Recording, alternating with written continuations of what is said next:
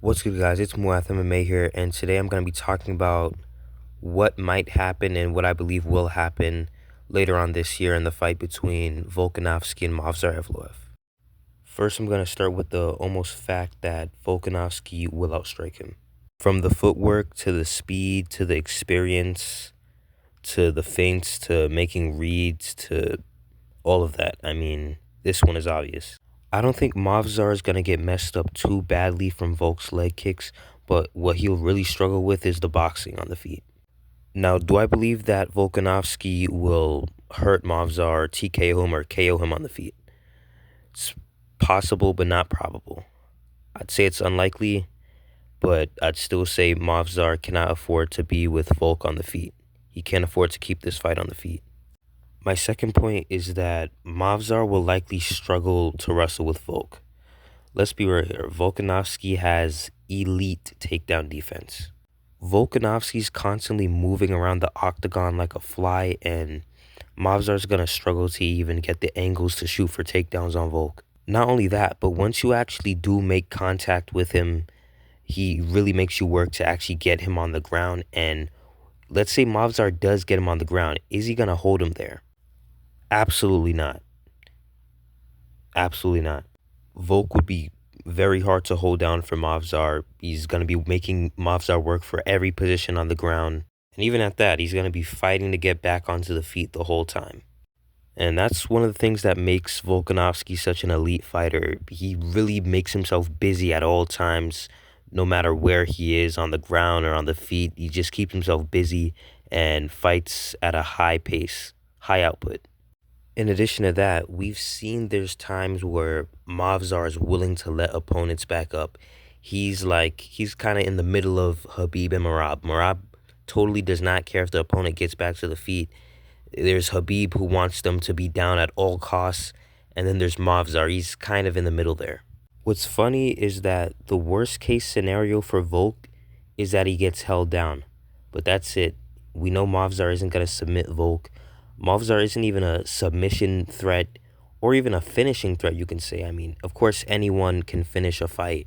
I'm not going to say that, but, who has he finished in his 8 or 9 UFC fights? Absolutely no one. So, that's out of the window. Why would the first person that he finished just so happen to be Volk?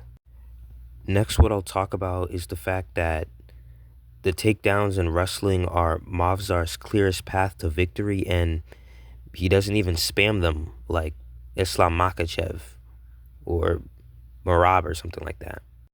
We've seen time and time again that he's more than willing to stay on the feet and strike with his opponents for long stretches, almost a whole round sometimes.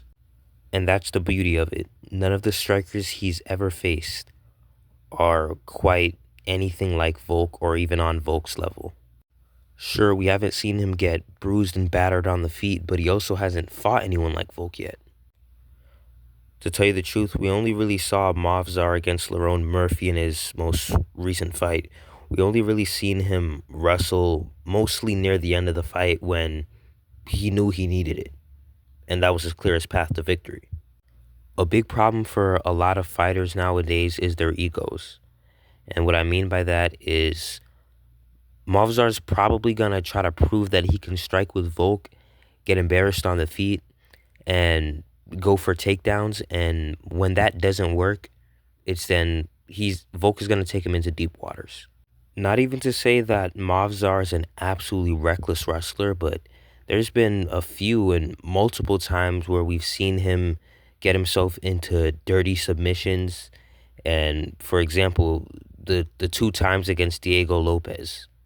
So the point isn't that Volk is going to submit him. I mean, we've seen crazier things happen in MMA. That is probably more likely than Movsar submitting Volk. But what I will say is this. The best of the best wrestlers are rarely reckless enough to constantly or even 2 times in one fight get themselves on the wrong side of a submission attempt. Short and concise, I'll also make the point that Volkanovski has the better cardio. I mean, of any champion currently, he has the best cardio, and time and time and time again, we've seen him go into fourth and fifth rounds and not even slow down, or maybe barely slow down. Not just that, but the difference between him and Movsar is that Volk is almost always fighting at a high pace. Obviously not a Marab really type pace, but he's always fighting at a high pace and he's not slowing down.